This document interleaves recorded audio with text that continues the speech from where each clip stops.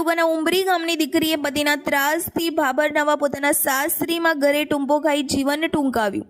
મહિલા આંતરરાષ્ટ્રીય દિવસે જ મહિલાનું મોત. કાંકરેજ તાલુકામાં ઉંબરી ગામના વનરાજસિંહ ભૂપતસિંહ વાઘેલાના દીકરી સંતોકબાના લગ્ન 2 વર્ષ પહેલા સમાજના રીત રિવાજ મુજબ ભાબરના નવા ગામે સચિનસિંહ સિદ્ધરાજસિંહ રાઠોડ સાથે થયા હતા.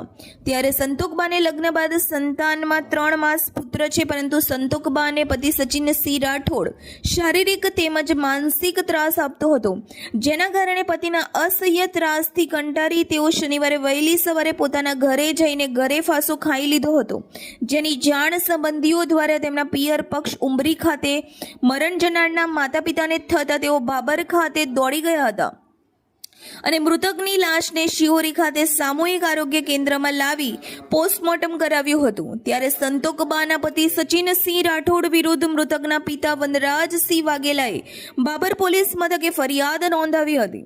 અહેવાલ Jantibhai Thakkar, DT news live 24, Shihori, Kankrej.